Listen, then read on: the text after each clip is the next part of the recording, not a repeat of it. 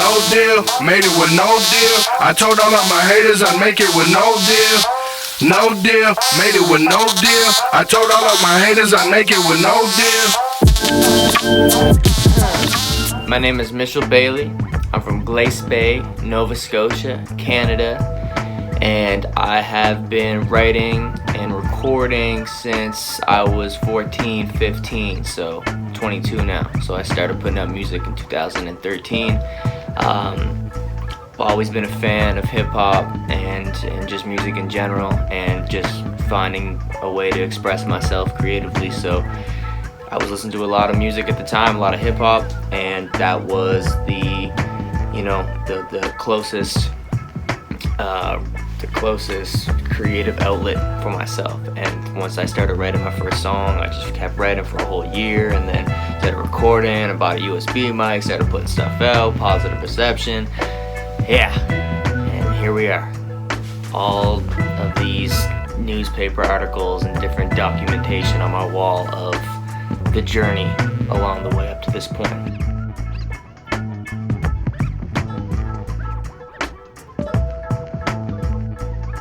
I didn't voluntarily listen to any music until I was in about third grade. And even though it seems relatively young still, I remember there was a lot of my friends when I was like really young that would be listening to, like, I have no idea, whatever was on the radio at the time, and there wasn't anything that really caught my attention until I think I was like listening to, I think the first song that I ever downloaded on LimeWire, and that's a throwback, was In the End by Linkin Park, which is not completely hip-hop, but Mike Shinoda, who was the rapper in the group at the time, I loved reciting his verses in that song, and I started listening to it. I was a big Linkin Park fan when I was like singular digits in age. But the first rapper that I started listening to pretty heavily was, I think, probably Eminem when I was in 5th or 6th grade. And then I started listening to Jay-Z, and around the time Drake started getting really popular was around the time I was starting to dive in a little bit deeper into, discovering other artists. And around the time Thank Me Later by Drake came out, that was my jam. So artists like Drake was like, really blew my mind, like his ability to be so vulnerable, and like I don't know, I feel like for whatever reason I could relate to some of his stuff, even just being a kid in 7th grade. So I don't know, shout out to Drake.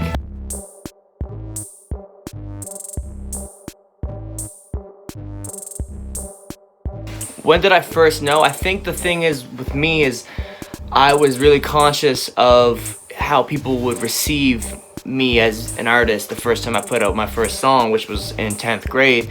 I didn't want to write something and then record it and then release it the same day. Like I wanted to give myself time to actually progress as an artist. So I was very aware, even at that time, being 14, when I first wrote my first rap, I was like, okay, I'm not going to share this with the world just yet. I might show my close friends and stuff, but I really want to hone the craft a little bit more and take some time. And then when I'm finally ready to like publicize what I've been creating privately, I'll put a song out. And then,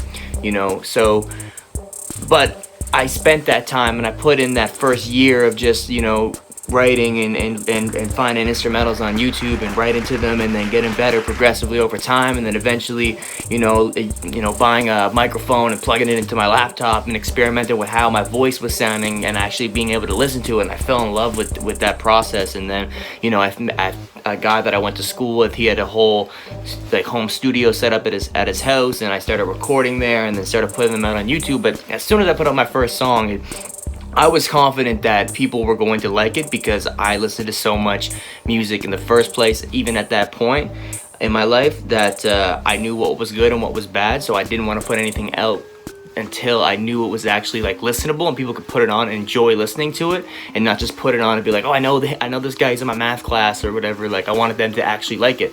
So I gave myself that time to get to that point. But as soon as I put out my first song, there was no turning back. It wasn't going to be determined if people liked it or not. Luckily they did. It was relatively positive, especially in a small town, there's always going to be those people that are like, oh, like, what is he doing? He thinks he's a rapper. But those people came around, and they're fans now. They're supportive. But yeah, I took it seriously. I knew I was an artist as soon as I put out my first song, because the next week I had another song out, and the next week I had another song out, and then I went back, recorded more songs, put another one out, then I I had burnt CDs and got my best friend Mitch Turner to make a album cover, and then we were selling them for $5 outside of Wendy's. So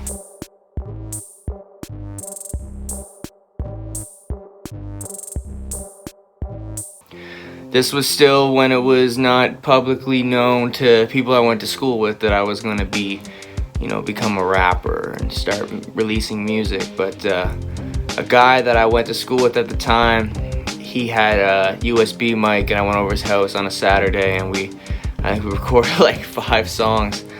They never came out or anything, but then there was a little rumor that there was on this guy's phone, there was some recordings of me rapping. And then shortly after that, this was February 2013, I went and got a USB microphone for $80 or whatever it was. And I was so stoked that day, and I went over to my friend's house. They went with me to pick up the mic, and I figured out how to plug it in and get it set up and what program to download and how to start recording myself. And I remember sitting there it was so strange, because we're all just hanging out, and I'm putting in the in-ear headphones with the mic here, and it's lit up, and I'm oh, this is the best. This is the best feeling ever. So when did I record my first song? Probably March 2013. I still think I have that file somewhere on my laptop. So yeah, March 2013. So I was in 10th grade, and then I put out my first song ever. It was a remix of something. That's not an official monetized song, but it was the first time I put anything out was April 2013. So it's April 2020 right now. So a lot has happened.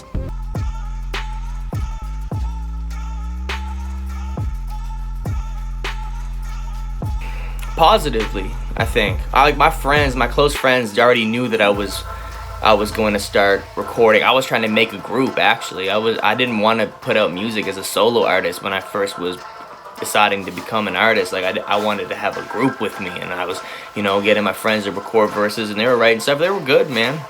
But regardless, I just had that burning desire to just want to record every single day. And I didn't really want to record in my house because I kind of thought it was weird at the time. I didn't want my parents to be walking upstairs and hear me yelling in my room, because obviously you can't hear the instrumental when you're recording. It needs to be completely silent, just your vocals. So I was kind of weird and self-conscious about it, so I only wanted to record at my buddy's house. And when I was there, we would just be hanging out and doing the usual high school activities, whatever. But I was okay, let's record. It's time to record. And and then sometimes it would end up just be being me recording and us maybe fooling around freestyling. But they perceived it great right at the beginning. They were always very supportive, my close friends. And then it was cool when I first started doing some shows, taking them with me, and we were just loving it, man. It was a great time. And a lot of those friends kind of developed a role moving forward in my actual music career. But friends was great. Family, they were supportive. My mom was bumping my shit. My grandmother was, before she passed away. She was they had home care workers come over to her house, and she was trying to show them my CD when I was 15. So it was good, man. And public was, listen, I think for the most part, people that had negative things to say about me, that just didn't necessarily understand my intentions, they never really said much anyway. And then years later, they came around. So everyone has haters throughout their career. And I think that the more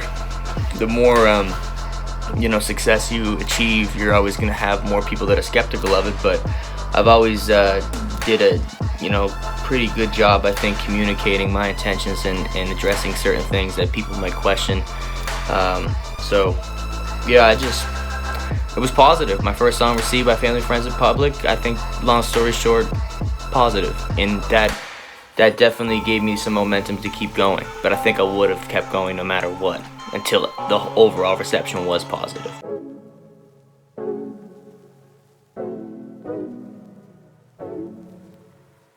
Honestly, this is not something that actually has any occurrences pop up in my head, because I don't necessarily pay too much attention to stuff like that. I mean, I think it's pretty normal for if 20 people comment something positive about you, and then one person says something negative. Obviously, the negative comment will stick out the most. It's difficult to kind of dismiss that. you know, especially when you're usually used to mostly receiving like 99% positive reception for things, you know. You're used to like responding to all the positivity, because people that usually have something negative to say, not like they hold it in, there's less people. If you're doing something right and you're having a positive effect on your audience and people that follow you, then you're mostly going to have positive interaction. But that makes the negative ones stick out a lot more, because, you know, when you're only really communicating with your fan base, you're not really seeing too much negativity. But then when you have something that kind of goes a little bit more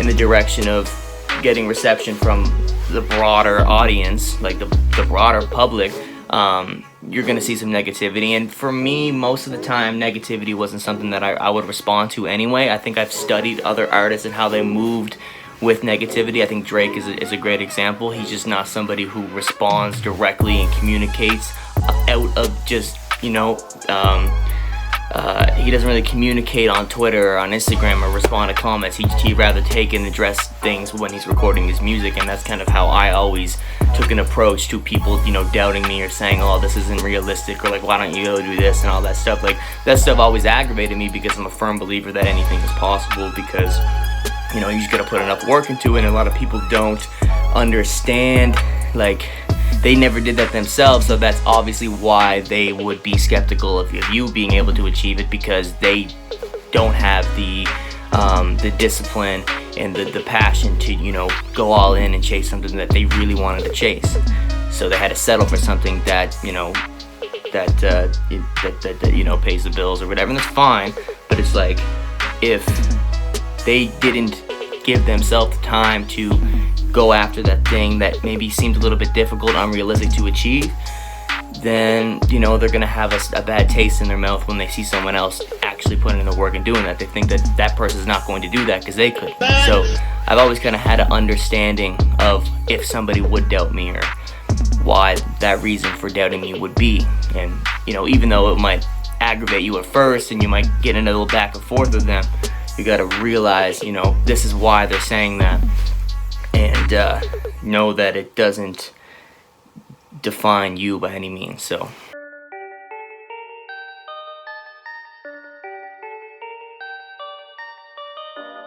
yeah, that's interesting. I know this is no deal, so I think the on-brand response would be to stay independent. And I think that honestly, in this day and age, especially where you distribute your music, like me personally, I distribute all my music on the streaming platforms from my phone using a Muse, which is literally like connected to Dropbox. Upload my final master of a song, connected, you know, I upload to Dropbox, send it to a Muse, I enter the information, boom, 2 weeks later, here we are, we're promoting it, new songs out, new albums out, whatever. So distribution has never been easier, and we have social media and the internet, so we can, with the right strategy and the consistency, you can reach as many people as you really, you know, take the initiative and try to reach. But so it can be done. I mean, like, the thing is like, if I can get to the point I want to get to independently with the team that I'm working with right now and with the people I like and trust, I can't really see the reason why I would sign to a major label, because I think nowadays major labels are only reaching out to work with artists after the artist has already independently built themselves up to a point where the label would be interested and they would be confident that they can profit by working with that artist. So I mean, I guess if it was like, if the label was just offering certain things that I really wanted at that point in my career, or could offer me right now that I really want, that I might not be able to achieve independently, and it made sense,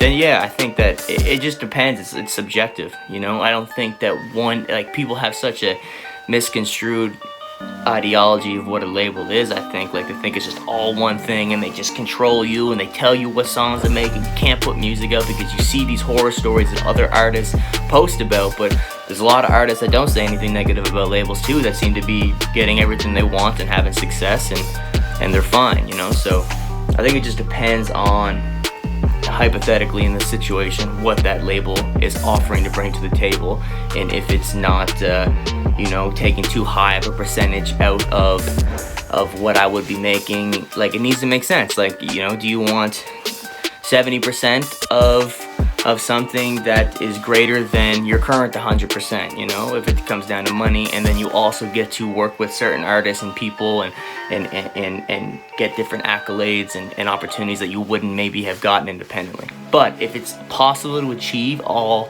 the goals independently, then yeah, like maybe a label's not relevant, but it's not really like a yes or no thing for me.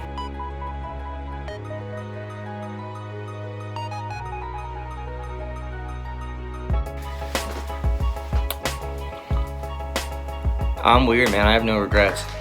I think that any mistake that I could have made, I can't really pinpoint one mistake, you know, but I think that it happens for a reason and you learn from it, and then you get to this point, and like, because it's like if you don't make a mistake, then you're not going to know what not to do, and then you'll just do it in the future. So you're bound to make that mistake no matter what. But you got to make a mistake and know the consequences of it, so you learn from it, and it makes you grow and makes you approach things more calculated. So you benefit from mistakes. Mistakes aren't bad. I can't think of one, but I'm glad I made it.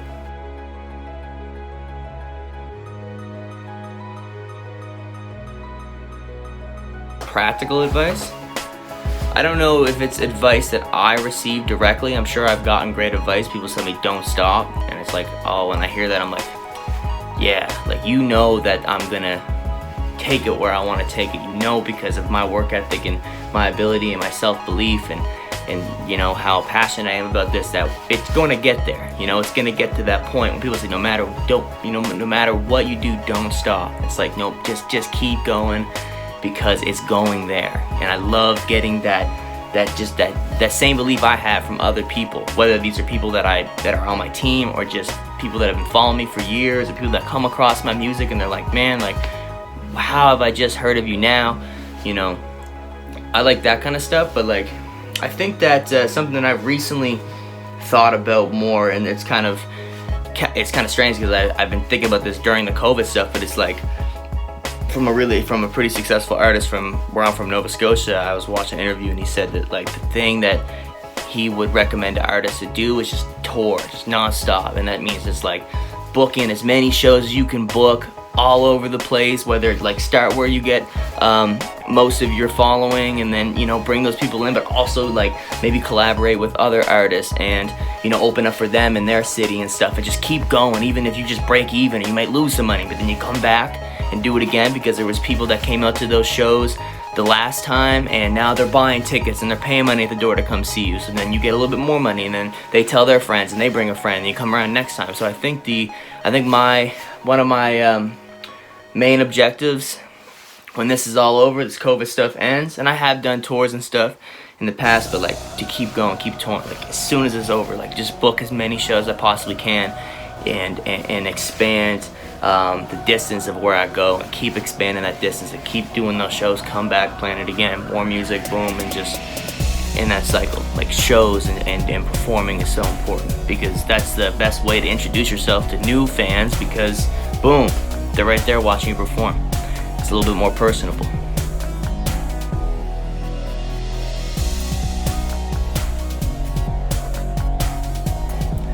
I plan on putting out like my second but longer and more impactful album in the summer. At the beginning of the year I was like singles, and I think that was good because, you know, that got me warmed up and engaged a lot of people, and I put out a bunch of music at the beginning of 2020 to kind of have been taking the time over the past few weeks and throughout this quarantine thing to, you know, put together like this perfect album.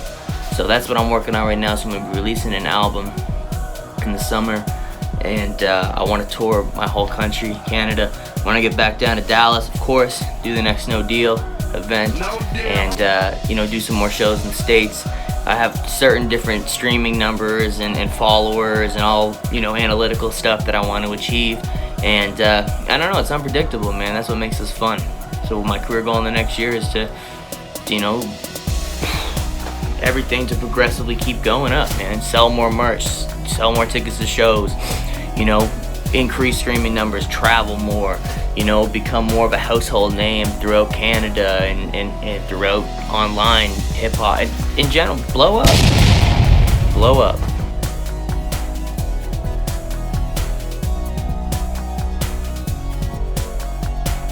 A successful music career when I retire, I think, is never retiring and always to keep creating, keep writing, because I think that it's like a medication. It's like people need to take their medication in the morning. I need to write at least, usually once a day, or be doing something once a day or 5 times a day, like small steps every day that contribute to getting closer to the overall goal. That when you look back at the year, all those little steps you took each day were huge steps towards getting to where you want to get. So to always keep doing that and always keep growing. That's a successful music career for me. And I want to have plaques and a big home studio and a nice house and take care of stuff, and have an impact and leave a legacy for where I'm from and to whoever I can positively affect. That's a successful music career for me. No deal, made it with no deal. I told all of my haters I'd make it with no deal.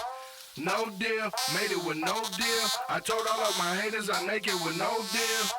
This is my life. Like this is all I think about, really. I put all my energy into this every day. I do everything I can to progress everything. It's all I think about. Any opportunity I capitalize on, I'm always writing, I'm always recording, I'm always progressing, I'm always thinking of different strategies to capitalize on my current following. How do we keep growing it? What's something I can make a song about to engage more people and impact more people? Who can I collaborate with to kind of grow this up? Let's book this show, let's think of this thing, let's shoot this music video. It's just in me and I can't stop, and I genuinely enjoy it, so it doesn't feel like a big task. So it's inevitable, and I love my supporters. I love engaging with everybody. It's not people be like, oh, it's so cool how you respond to all these comments. It's like, man, it's so cool that I have these comments. There was years I didn't get as many comments on my live stream concerts or music video post or anything like that. So it's like, I am so grateful. Of course, I'm gonna, for years, until maybe it gets to a point where I literally physically can, I will answer every DM, every comment, any share. I'll put it back on my story. I'm super grateful, because this is my life project. I'm watching it grow, and I'm obsessed with it. So that obsession will take me to the point where I've made it, but knowing that I'm doing what I'm passionate about is alright. I made it, but that the definition to the general public of making it, kind of what I said in the last question, all of the things I just said, that is why I make it. So my name is Mitchell Bailey, MitchellBailey7 on Instagram, Twitter, Facebook.com/MitchellBaileyOfficial, YouTube me, just look up Mitchell Bailey, and then stream my music on Spotify, Apple Music, all that good stuff. I didn't know what I was doing there. I was like,